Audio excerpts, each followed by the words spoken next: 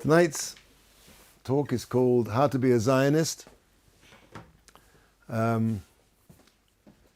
should tell you what the Shir is not about.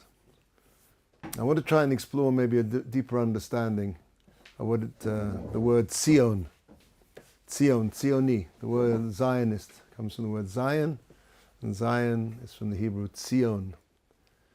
And this, I want to explain the meaning of this word and really how it works out to be quite the opposite of what we would consider to be a conventional understanding of what a Zionist is. So as we know, tonight is called Yom HaZikaron, and tomorrow night will be Yom HaAtzmaut, Independence Day. So these are days which are, let's say, the differences in Israeli society become very apparent. Yom HaZikaron is a memorial day for the fallen of those who fell in the wars of the Jewish people. And there's the Yom HaShoah, which took place, I think, about a week ago. And basically, the Yom HaShoah is a day which, in classical Torah thought, the reason why there was, apprehension about making a separate day and a disagreement over whether there should be a separate day, is that the Yom HaShoah really sets the Holocaust apart. Now, arguably, the Holocaust, the destruction of European Jewry, could be considered to be one of the worst tragedies in the history of the Jewish people.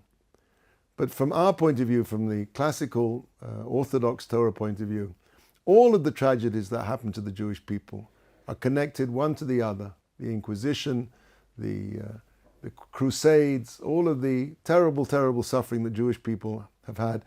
They're not individual events. They are something which connects all the way back to the destruction of the Beis HaMikdash, to the sin of the spies. And that is something that we commemorate on Tisha B'Av. So the idea to set apart the Yom HaShoah as a day of special remembrance for a specific terrible event, period in Jewish Hebrew, is, in a sense, disconnecting it from the true problem, the underlying problem, which is, of course, as we know, what we fast about on Tisha B'Av. Every year that the temple's not rebuilt, the Beis HaMikdash is not rebuilt, it's as though Chazal teaches that we went out and we destroyed it b'yadayim, with our own hands. So to get that message that basically all of these things are happening through Jewish history, and it's within our power to fix them, when you take the Shoah, the Holocaust, and you set it aside and you give it a separate day of remembrance, it disconnects it from its extremely important historical, philosophical, and Jewish context. Yom HaZikaron, let's leave that for one moment. Of course, we have to understand that the state, the secular state of Israel, the problem, and let's first of all start this off by saying that in Ponevezh Yeshiva, on the first year of the Year of Independence in 1948, in Ponevezh, which is considered to be, I guess, the bastion of Lithuanian Jewry, the mothership of the yeshivas, they said Hallel with a brocha. So times have certainly changed. I think probably at that time it was not so clear that the secular and certainly in some quarters anti-religious nature of the state. And for many people, they looked upon it as, if not the Geula, or even not the beginning of the Geula, but something, a kiss from Shemayim, let's say, a kiss from heaven. And we'll be coming back to this idea of a kiss from heaven later. Yeah. Did Ponevezh ever say the prayer for the state of Israel? Because that includes the proposition that it's the beginning, Reishit Tzmichat Gulatenu. I understand. So they include that in... Right now, I don't think so. Before, I don't know. I wasn't there. I don't know. It's an interesting historical point. But I think there was very much a feeling that there was the potential for something, if it wasn't the beginning, and if it wasn't even, if it wasn't the Geula, and it wasn't even the beginning of the Geula, but it was certainly something very significant in the history of the Jewish people. how you look at that significance, so that varies very widely. We know there are sections, for example, Satmar Hasidim, who are very against the state of Israel. And even further to the right of them, you have Neturei Karta, and people who, from our point of view, have gone too far to the extent of Holocaust, going to a Holocaust denial festival, whatever you want to call it, in Iran, I think in 2005, I forget the date exactly. But we would say that is an opinion which is off the normative religious scope of opinions. Look, what is all this about? Basically, there's a Gemara in Ksuvas which says that the HaKadosh Baruch Hu adjured, he gave an oath, 3 oaths they're called. 2 of the oaths were connected with the rest of the world, and one of the oaths was connected with the Jewish people. The oaths that the rest of the world were adjured, were placed upon them, was not to oppress the Jewish people, and to the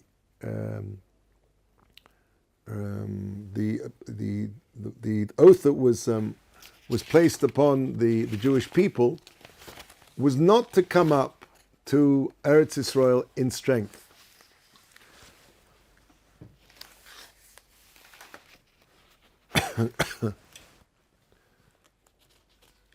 So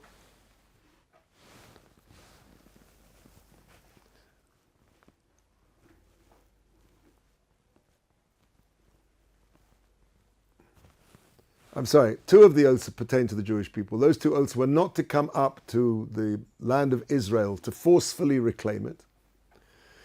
And the other 2 for the non-Jews were not to subjugate the Jews excessively. And I'm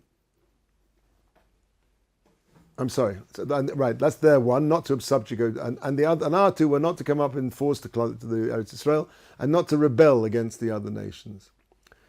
Exactly, I'm not going to go into now, it's a whole halachic debate whether those 3 oaths still apply or one of them, whatever. That's really the nub of this whole, discussion about whether we should have come here in the first place and do these oaths still apply. I would say probably the conventional mainstream opinion is that probably if we'd had our druthers, was the state of Israel a good thing to start in the first place? Probably not. Why? Because it's far from clear that these oaths have been rescinded, that it's not still operative. But seeing as we're here, and seeing as this has happened now, so for sure we have to learn to live with the state, so to speak. And of course, when it comes to being defended, I'm not going to go into this now either in great depth, but I want to say that Rav Chaim Shmulevitz, Zeichat Livracha, who was the mashgiach in the Miri Yeshiva during the 6-Day War, said that anybody who doesn't run to the bathroom or gets up to make a cup of coffee in the middle of Seder is being cruel to the soldiers.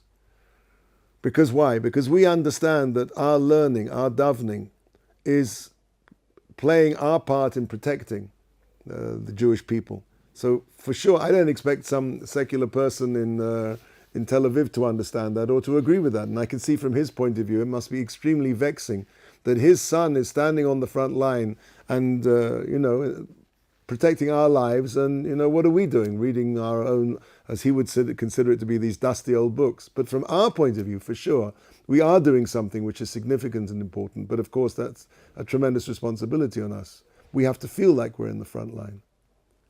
And that's as true now as it ever was. When we're sitting down and we're learning, we are protecting Klal Yisrael, and we should remember that. So, the problem is that the secular state, of course, again, as you say, you have two Jews and 3 opinions. There's the whole idea, the reason for the starting of Zionism, how many different colors and brands of Zionism are secular Zionism, religious Zionism. Some of the more left-wing versions of Zionism understood that the state of Israel was really a device to dismantle Judaism. They wanted to replace God with a secular state. the well-known phrase that says we will not be an independent nation until there's a Jewish criminal sitting in a Jewish jail and a Jewish streetwalker standing on the street of a street in Tel Aviv. That's clearly an attack on the Torah itself. And the idea was to replace the Torah. So that's a very left-wing, and that, unfortunately, that opinion still obtains to this day. There are those feelings. There is a tremendous anti-Semitism. And on the other hand, the vast majority, I think, if you look at the statistics of Jews in this country, are traditional, identify as Jews. They certainly fast on Yom Kippur. They're what we call traditional. It's one of the ironies of history that the Egyptians, when they attacked us in the 1973 war, thought that we'd be very weakened by the fact we'd all be fasting. And that would be a propitious moment to launch an attack on the Eretz Israel and the state of Israel. Of course, what they didn't realize is that because Israel relies on a huge reservist army, the actual standing army is quite small here. We can't afford to have a huge army. So the main body of the army is all based on reservists, people who can be called up as soon as possible. Now, if you want to mobilize an army, what's the most difficult part of mobilizing an army? Finding where people are. Of course, on Yom Kippur, that's a no-brainer. You just drive around all the shuls and call out people, go into the shul and call out people's names. Of course, the Egyptians didn't think about that. And so therefore, the mobilization of the Yom Kippur War was done extremely speedily. We've seen tremendous nisim, miracles, in the history of the state of Israel. I mean, apparently in the Six-Day War, the Israeli Air Force took out some 90% of the Egyptian aircraft while still on the ground. Now, apparently, this is just something which is not possible to do. The 90% is just a ridiculously high figure. I was told that after the Six-Day War here in Eretz Yisrael, you couldn't get a pair of tefillin. There was a tremendous hisorus of tshuva, and they were sending to America to buy tefillin. What happened was, though, unfortunately, that the symptom of bekochi va'otzim yodi, the understanding was amongst many people in this country, you see what a great air force we have, what a great army we have, and people didn't look at who was behind our great air force and our great army. HaKadosh Baruch Hu. So then, of course, there was the Yom Kippur War, and finally what happened was, which was the supreme irony in the Gulf War, and I remember, I'll never forget it, sitting in what we had our sealed rooms because we were worried that the Iraqis were going to send across bombs with gas in them. And so we were instructed to take all these windows, and of course it wasn't so easy with the tris boxes, right? So you had to cover the tris box as well and the whole window with plastic. And we used to put smatutim, rags soaked with bleach by the entrance to the doors, by the crack of the door, against the gas. But I remember we went in, and the day the war finished was Shushan Purim. And I remember walking into our sealed room and pulling the plastic off the window with such a feeling of freedom. You've got no idea. To live in Eretz Yisrael and to see these miracles. When that war was extremely ironic, because what did the Israeli army and the Israeli Air Force do in that war? Absolutely nothing. It's as though HaKadosh Baruch said, do you think it's your army, you think it's Navy? I'm going to tell you something. Your army, your Navy, your Air Force is going to sit on its chairs, and I'm going to send the largest, most powerful nation in the world steaming halfway around the world to protect you.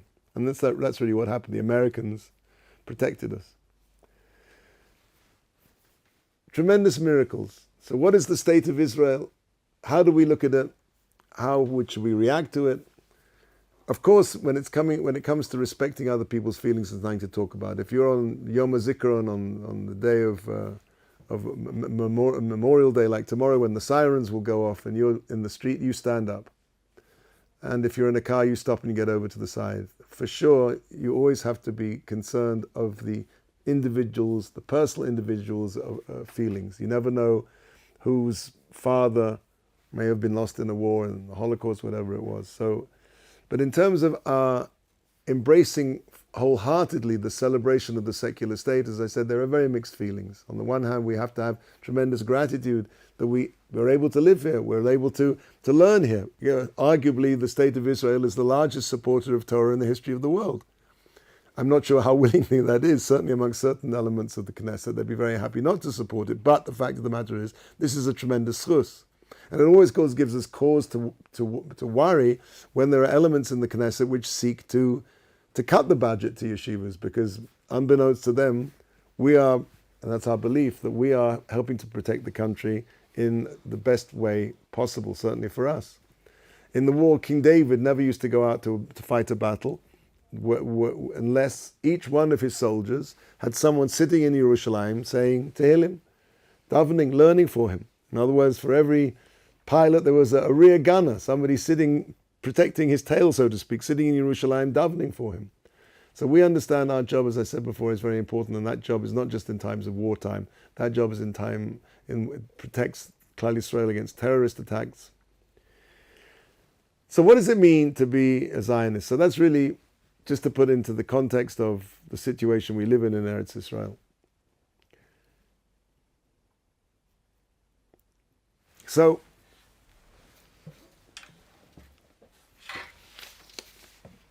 the Gemara in Yuma, Nun Daled, Amud Beis, explains that when Hashem created the world, it was not created as one single piece, so to speak. It started off with a very, very small point, and it was extruded, it was drawn out into existence, and at a certain point Hashem said, die, enough, that's it.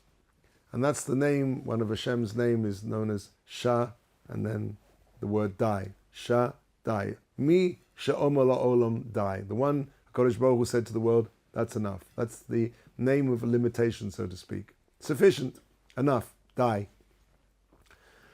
So the world was created from a single place, a single spot, and extruded, as we say, until HaKadosh Baruch Hu decided that was enough. Now, interestingly enough, we don't know exactly what that point is. But the tradition is that that first point of existence was a rock, and that rock sits on a small hillside about 3/4 of a mile down the world, in this direction, on Har HaBayis. And it was from there, that is where the world started, the whole of existence started. That was basically the point of connection between this reality, a reality of space and time, and the worlds above this world, which of course have no space and no time. That stone from which all of creation was drawn out is called the Even HaShasiyah, the Even HaShtiyah. Even means stone, Shasiyah means foundation. That's called the foundation stoning. It's a foundation stone. In other words, when Hashem created the world, there was one point of contact between this world and the world above this world, that stone. Now that stone has an interesting history, because after its appearance as the beginning of creation, as we understand it, the beginning of the universe, that stone figures also as being the place where Avram Avinu brought Yitzhak up, to sacrifice him. That place was the stone that Yaakov Avinu placed under his head. That was the place where Yaakov Avinu saw a ladder. Now, the whole idea of a ladder is that it connects. That idea of the ladder was its sulam mutzav arza, a ladder thrust into the ground, stable, set into the ground, mutzav, arza, in the land. V'rosho magia l'shamayim, and its l'shamayim, and its head reaches to the heavens. So that's the idea of the connection between this world. And Yaakov Avinu, when he understood this connection, he said, "Ma nora hamakom hazeh." How awesome is this place! Hashem saw the awe of the connection, the palpable connection between this world and the world beyond. That's ma nora. Now that's also the place, and I think maybe we discussed this last time, but that's also the place where the Beis HaMikdash, and that was the Even Shasiyah, was the stone on which the Aron HaKodesh sat with the luchos inside them.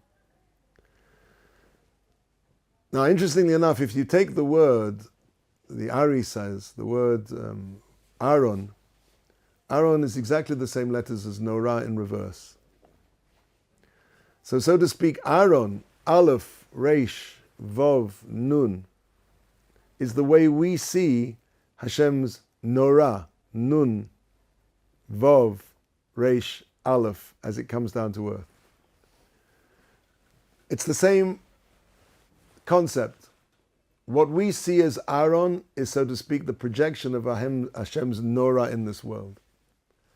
And that connection is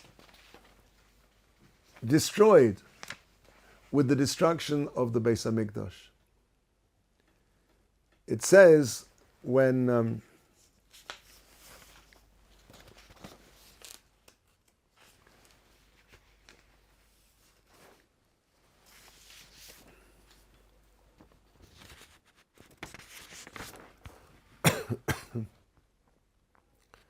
the Gemara says that why were the Anshe Knesset Gedola? Remember, the Anshe Knesset Gedola came back to found the second temple after the destruction in Bavel. And amongst them were the last of the prophets, Ezra. And why were they called the Anshe Knesset Gedola, the men of the great assembly?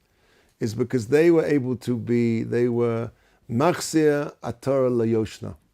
They returned the Atara, the crown, to its former glory. And they did this. Let's just maybe have a look at the Gemara here, if I can find it.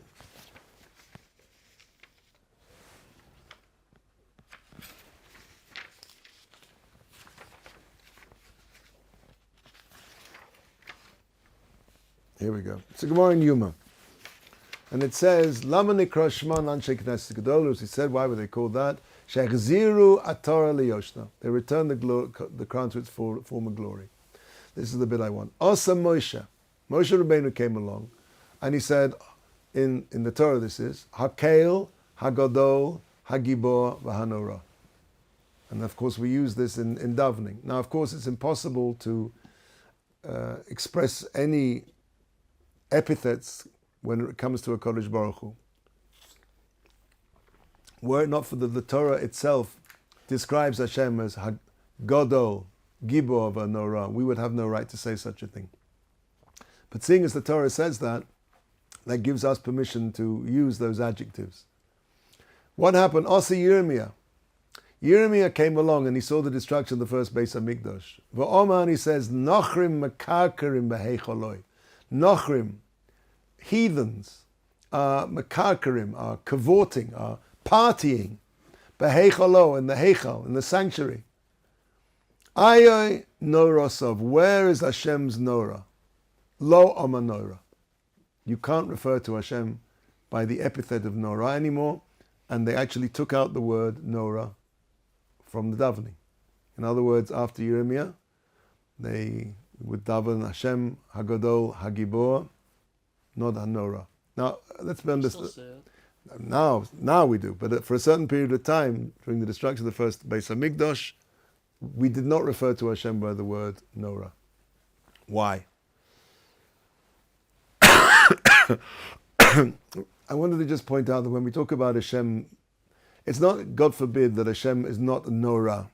Clearly, that can't be the understanding. All of these epithets are really, all of the midot of HaKadosh Baruch Hu are methods by which we understand His interface with His world. Sometimes we see the aspect of Hashem which is Norah, sometimes we see Gadol, sometimes we see Gibor, we see Hashem's Gadol, His chesed, His kindness, sometimes we see Gibor, we see Din, we see strict judgment. But all of these things are merely our perception of His chabrusa, His connection to the world. In Be'etzim, of course, there's nothing we can say about Hashem in any way, no adjective in any way whatsoever. But what it meant was that because this was possible, Hashem, so to speak, had withdrawn His relationship with the world, which was characterized by the adjective Norah. The men of the... because the Pasuk says, Norah Elokim mimikdoshecha. The Norah of God is from your mikdosh. meaning the Heichal.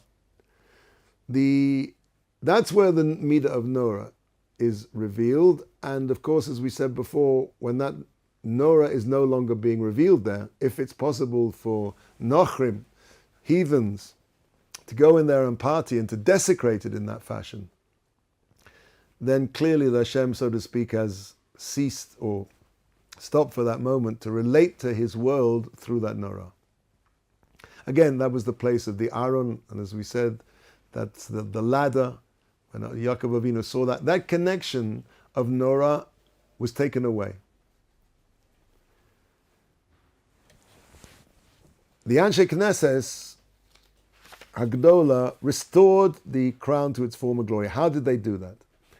They saw that there was a lamb surrounded by 70 wolves, the 70 nations of the world, and the lamb was not devoured. This was an indication of the Nora of Hashem. The Anshe Knesses Gedola, they restored the Nora, the perception of the awe, AWE, of Hashem in this world, not through the Beis HaMikdash anymore, but through the continued unhistorical, anti-historical survival of the Jewish people. This was how Hashem was now revealing his Nora. That perception was why they were called the Anshe Knesses Gedola. That's how they restored the crown to its former glory. And they could put back the word Nora into the epithets with which we refer to Hashem. Hashem was still again visible, perceivable as Hakel, Hagadol, Hagibor, Vahanora. Louis XIV once asked Pascal for one proof of the existence of God in the world, and he replied to him, "The Jews, Your Majesty." It's something fascinating that if you look at the history of the Jewish people, it's totally non-historical. And of course, historians have been puzzled and find this problematic all over the years. We don't fit into any historical theory. Arnold Toynbee, one of the great historians of the 20th century, called the Jews the fossils of history. For fossils, we seem to be doing pretty well. In point of fact, there's a very famous quote by Mark Twain, I'm sure you've heard it, that said that did I bring it here? It was published in Harper's Bazaar. You can look it up, I'm sure, on Wikipedia. He basically said something like the Jews, said something like the Parthian and the Greek filled the world with fury and pomp, and then have vanished. The Romans now sit in night, and the Greeks and all of the nations have raised up their torch for a while, and they now sit in darkness. The Jew saw them all, beat them all, is now showing no signs of infirmity in his bright and aggressive mind. Something like that, I'm not quoting exactly. Mark Twain clearly saw that there was something, and he asked the question, what is the secret? He says at the end of the article, what is the secret of his immortality? Well, we can answer that question. That is obvious to us. But somebody who doesn't believe in a Kodesh Baruch Hu, or somebody who doesn't believe in the unhistorical, anti-historical history of the Jewish people as the chosen people precisely to fulfill that role. As the Torah says about us, we're going to be the smallest of all nations. Now, in terms of survival, to be a small nation is not a good way to survive, because usually what happens to small nations is they get very smaller and smaller and smaller until they die out. If you're a large nation like the Chinese, you have much better chance of surviving. But the Jewish people, against all odds, have survived, and we're no bigger than we were before the Second World War. And this is a fact that is very difficult for historians. Paul Johnson has a book called The History of the Jews, which is an interesting book, although of course his early analysis of Jewish history, he doesn't have access to Chazal, so it's inaccurate. But he gets to the end of the book, and he says the following. He asked the question, Paul Davis asked the question, how is it the Jews have survived so long? And he says this: the Jews believed for so long and with such tenacity that they were the chosen people, that they became the chosen people. It was a wonderful piece of self-fulfilling prophecy. I mean, didn't the Germans, the French, the English all believe they were the chosen people? I mean, you can believe anything you like. I'm a great believer in positive thinking, but positive thinking actually, has a limitation to it. You can believe you're a Martian until the middle of next week, but I doubt you're going to sprout little aerials on the top of your forehead. How is it that a historian, very simply, a historian, by definition, boxes himself into, I'm a historian. That's all. I can't accept anything beyond the definition of my job, which is to be a historian, and to discount anything which might look supernatural or unexplainable in any other way. Let's go back to, so we've got the Norah, we've got the Aaron, which is the same letters. We've got a connection of Sulam Yaakov, Jacob's ladder. When we said at the beginning that there's a pasuk in Tehillim which says, Mizmor, this is Tehillim 50, Nun, Mizmor la'asav, Mitzion, Michlal Yofi Elokim Hofia. From Zion, this place called Zion, Michlal Yofi, the summation of beauty. Elokim Hofia, God appeared. So let's look at this pasuk closely. First of all, the word Sion. Now the word Sion is, in fact, connected to another word, Mutsuyan. Now what does Mutsuyan mean? Excellent. Really, Mitzion, and if you look in the Haggadah, it says that Klal Yisrael were Mutsuyonim Sham. Now there, it doesn't mean excellent. In fact, this is one of the few Hebrew words which I think is translated almost exactly into an English. The word is outstanding. The Jewish people were outstanding in Mitzrayim. Outstanding meaning what? They stood out, quite literally, outstanding.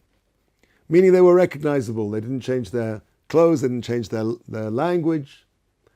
They were Mitsuyonim. So the word meaning, as modern Hebrew now that we talk about excellent, it's not really excellent, it means outstanding. So outstanding can mean excellent, but outstanding means just that you stick out. Now, if you go up to the north of Israel, presumably not just, but if you go around all the Kevorim there, you'll see something that says what? Tziyun Rabbi Shimon Bar Yochai. Tziyun means a marker. Why? Because it's supposed to make something stand out, to indicate something. Now, let's go back. We said that Mitzion, Michlal Yofi, Elokim Hofia, God appears in this world. And we said that this world, that point called Sion, is the point where the two worlds join. There's a Gemara in Bava Basra where there's a certain Taya, a certain Arab, who takes Baba Bar Chana, and he shows him all these different places. He shows him the place where Korach and his supporters went down to the depth, the Sheol, and he put his ear to the ground, and he could hear Moshe emes v'sorosa emes v'anachnu badim. Moshe is true and his Torah is true, and we are badim, we're false. He took him to another place, and he says, "Come, I will show you where heaven and earth kiss." And he showed him the Mokum HaMikdash. What does it mean that heaven and earth kiss?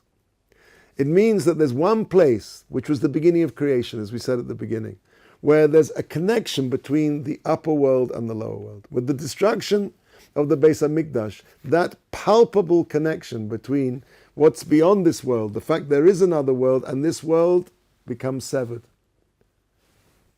We don't see it anymore. Only the continued existence of the miraculous existence of the Jewish people indicates that. Now we said that that's a place, that place is called Sion. It's supposed to indicate something. The Aaron, the Norah, sits on something which we said before is the Even Hashesiyah, the foundation stone. The word foundation is apposite. When you found something, foundation means two things. It means the beginning of something, but the foundation of something also within its beginning contains the idea of everything that entity is supposed to be. For example, the United States of America was founded on the Declaration of Independence. So that the Declaration of Independence really does two things. It declares there's something new, it founds it, but it also sums up what it's supposed to be. So when we say that the Even HaShasiyah is the foundation stone, so whatever's sitting on that foundation stone, which is the Aron, which is the Norah, means that this entire world is supposed to be mitzayin, to indicate that there's a world above this world. So the whole idea of secular Zionism, I'm talking about left-wing secular Zionism now, which is to totally divorce everything, anything spiritual, any connection between the Jewish people and Avinu Shabashamayim, is the absolute antithesis of what the Torah understood the word Tzion to indicate. Tzion means an indicator. What's it indicating? The connection, the sulam, the ladder, which is thrust into the ground and reaches to the Shemayim. The Gemara in Megillah says that the Aaron, very strange statement, Ha'aron eino minamida. The Aaron HaKodesh, eino minamida, takes up no space. Has no size. Which is extremely strange, because if you look in the Torah, the dimensions of the Aaron are given very clearly. It says the Aaron is 2.5, right? Amasayim v'chetzi by length, Amma v'chetzi, 1.5 wide, Amma v'chetzi tall. So we know the Torah itself gives us exact dimensions as to the size of the of the Aaron. So how can it be that the Gemara in Megillah says that the Aaron eina minamida? I wonder if I drew this out before, if I like to save myself some time. No, I didn't. Okay, so what does it mean then? So the Gemara has to be understood like this. When two entities meet, you would expect to see evidence of both of those entities represented at the point at where they meet. I'll give you a very prosaic example. Let's say you're driving from France to Italy. And as you get closer to the border, you'll see in French the word douane, 5 kilometers. And underneath that, you'll see another sign saying Dogana, 5 kilometers. Now, douane means customs in French. Dogana means customs in Italian. So, right, you have on top the French and underneath the Italian. After you go through the border, you'll look in your rearview mirror and you'll see it says Dogana on the top, because that's the Italian side. In other words, it's a very simplistic example where you get two entities meeting. You will expect to see evidence of both of those things. What am I talking about there? If you took a measure, have you got a pen? Someone got a pen?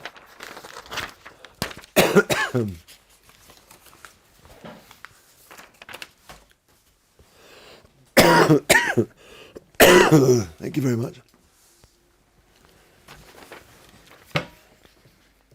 It doesn't work. It works. Baruch Hashem. We have Siyat D'Shmayim. Okay, let me just do my sketch here. X, Y, 1, Y, 2. X equals Y1 plus Y2. Okay, can you see this? This is the Kodesh Kadoshim. This is the Holy of Holies. This is the Aron HaKodesh. Okay, excuse my rather rudimentary drawing.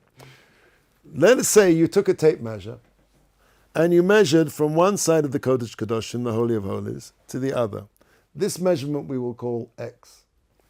And then you took your tape measure and you measured from this wall to this side of the Aron HaKodesh, which we'll call Y1. And you took your tape measure and you measured from this side of the Aron HaKodesh to the other wall, and we'll call that Y2. When the Gemara says Aaron eina mina mida, it's this equation. Forget that bit of the bottom. X, this distance, was the same as this and this put together. This is the understanding of what it means, Aaron eina mina mida. The Aaron has dimension. is 2.5 by 1.5 by 1.5, but it takes up no space. And if you think about it, that's exactly what you would expect when two realities meet. This is a world of space and time. The worlds above this world have no space and time. When you have a portal, when you have a meeting of those two entities, you would expect to see evidence of both those facts. In other words, the iron is in this world. It has dimension, 2.5, 1.5, 1.5. But it's at a place which is on the gateway. It's the Sulam Motziv Arza above this world, and therefore it occupies no space. This is, I think, the understanding of the Gemara. This idea of connection,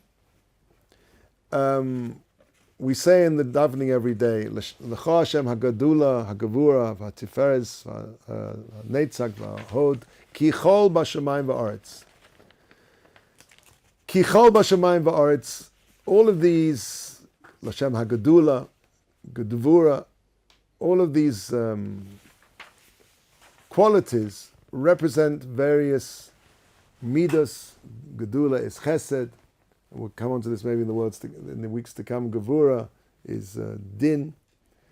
If you go all the way down the list, the seventh of those midot, kichol b'shamayim v'aretz. Kichol, chol is a lashon of lichlol, to combine, and that is the midah of Yosef.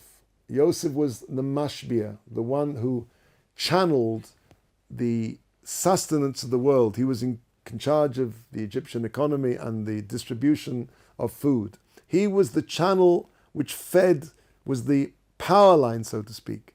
Now, the gematria of Yosef, if you don't believe me, you can work it out, is Tzion. Just like Tzion is the pipeline, the energy that feeds from this world to the above world to this world. So Yosef was that pipeline. He was Kichol b'shamayim v'aretz. He was Kolel. He was Michlal. He joined together Shamayim v'aretz. Now we'll see Yosef, right?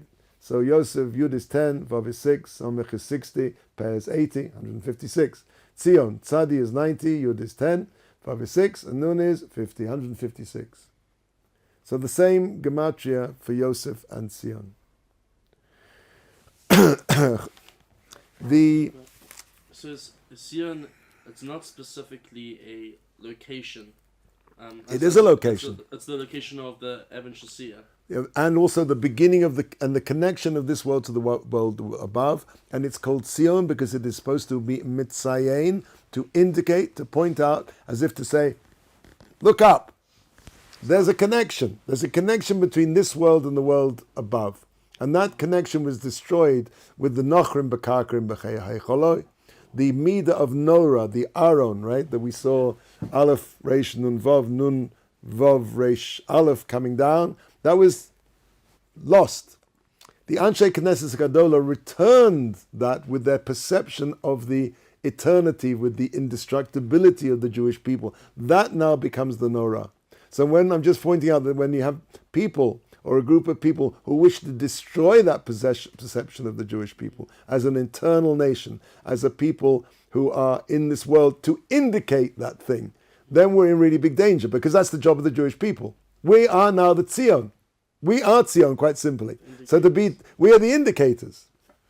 And if we don't want to be the indicators, or we have a view amongst us that says, no, we're not indicating anything. We want a Jewish ganef in a Jewish jail. We want to be Kakola Goyim Klal Yisrael. We want to be like all of the rest of the nations of the world. That's extremely dangerous. That's not Zionistic. That's what I was saying. It's the opposite of what Chazal, what we understand that the purpose of Tzion is. This is the absolute travesty of such an opinion. I just end with the following, that excuse me, Shlomo HaMelech, in his wisdom, he was the wisest of all men. One of the things that Shlomo was able to do was to grow plants in a certain place in Yerushalayim, which would typically only grow, let's say, in the Amazon or in the Congo. He could grow them right here in Yerushalayim. Why? Because Shlomo, in his wisdom, remember, nothing ki chol bashamayim va'aretz, nothing can exist in this world unless it has a spiritual cable, a pipeline of energy to keep it in existence. The physical world can only can exist if it has a spiritual component to it. So therefore, everything that comes down, everything that spreads out in this world, everything that comes down to this world has to come through Yerushalayim. That's the main pumping station. That's the grand terminus, so to speak, of all of that electrical spiritual energy that comes down. And then, quite literally, it spreads out through all of these spiritual cables to all over the world. So some plant that grows in the Amazon basin or in Peru or in India, how does it grow? It's because down through the Beis HaMikdash comes this power cable that goes all the way to Africa and it grows out over there. Now, if you're Shlomo HaMelech, you know where all these cables are. And therefore you can grow a plant which shouldn't really grow in Yerushalayim and it should only grow in India, right here in Beit Vegan. So it's an actual physical phenomenon. It's a physical, spiritual phenomenon. Meaning you can't just dig and obviously there's going to be a pipe, but No, there's no pipe. in the physical, geographical Right. sense, there's a spot where this is and this isn't. Right, B'diuk. Wow. And if you think about it, if it really makes sense. If nothing in this world can have a kiyum, an existence, and no physical thing can have a kiyum unless it has a spiritual influx, a spiritual power. Just like a human being can't exist without a neshama. So everything in this world has some kind of level on its, whatever its level is, of spirituality. For sure, it's on a lower and lower level. Right? There are 4 levels of existence. There's the highest level is man, who is a madaber. The next level is chaya. Chaya means living, which is basically animals. The next level after that is called somayach, plant life. The lowest level is called domem, which is basically stones. Inanimate, right? Inanimate. There's a better word for it, but that'll do. So, but everything has to have some kind of spiritual influx for it to be able to have any kind of existence at all. You could find out where those pipelines are if you manage to find a spot to encircle it and then plant every one of those plants in a circle, and whichever one grows, you mark that spot for that plant, and then you can keep doing it. I thought you were going to say this. Sounds like something for a startup nation, right? I guess Israeli startup, right? Mm-hmm. But anyway, joking apart. So what did we learn this evening? We really, let's just sum up that we said that the word Sion means to indicate. What's it supposed to indicate? It's supposed to indicate that there's a world above this world. We said there's the Even HaShasiya, Hushtat foundation, something which is the foundation of something is the beginning of something, but it also sums up what that thing is supposed to be. So when we say that this world was founded on a place called Sion, it means the entire purpose of this world is to indicate that there is a connection to the world above. Then we talked about Yosef as the same gematria as Tzion. We talked about Mitzion Michlal Yofi. The summation, the chlal, right? It's the joining together of yofi. Now, the word yofi, beauty in the Jewish sense, and we'll finish with this. The Greek world says that beauty is only skin deep. We understand that the true beauty of something is where the pnimius of something, the internality of something, is expressed to the outside. For example, the word in Hebrew for face is panim. Panim is exactly the same word as pnim, which means the inside. The face of a person is where you see who he is. If you think about it, one of the fascinating things about the human face is with a very, very limited palette, so to speak, of possibilities of 2 ears, 2 eyes, a nose, and a mouth, that the Kodesh Baruch Hu has managed to create billions and billions and billions and untold numbers of individual human faces. And the reason is that the pnim of every person is different. So the Mitzion Michlal Yofi, the idea of the Yofi, of the beauty of somebody, is the Yofi is in the face, and the face shows the pnim. The secular idea of beauty is, it's interesting because in Hebrew the word for ugly is mechuar. Mukhua is connected to the word to mean opaque. The whole concept of Jewish beauty is that which is transparent, where you can see pnim. The beauty of a person is in the face. Something which is opaque, which doesn't show you the pnim, is opaque, and that's the same word as ugly. So Tzion is the beauty, Michlal Yofi, because it shows us the pnim. It shows us the internality of the world. It shows us that this world is a world which is connected. That's the Sulam Yaakov, and that is the job of the Anshe Knesset Gadola. And they return the crown to its former glory by pointing out the eternality, the eternal nature of the Jewish people. And it's our job, in what we're doing here in Ohr Somayach, with our learning, with our davening, with our midas tovas, fulfilling the Torah and learning the Torah, that we are bringing down into this world. This is really Kiddush Hashem. Maybe I'll end with a very short idea. The last week's Parsha, the Gemara says, the Mishnah says, anybody who is Mechalal Shem Shemayim B'Seisa will be punished b'Fahesia. Anybody who desecrates the name of Hashem in private will be publicly punished. Now, if you think about it, it's one of these things that you read without really thinking about it, but hang on a second, what does it mean, anybody desecrates Hashem's name in private? Isn't the whole idea, chas v'chalila, of Chil Hashem is something which was done publicly the people saw, and they go, wow, how can an Orthodox Jew do this? Or how can a Jew do this? Our whole concept of Chil Hashem is all public. Where do you ever see there's a possibility, Chalila, of Chil Hashem in private? So in last week's Parsha it says, one of the things it says, you should not take my name in vain, v'lo chalalta eshmi shem kodshi, something like that, not exactly, it's not quite the pasuk. Don't take my name in vain, and by doing that you will desecrate my holy name.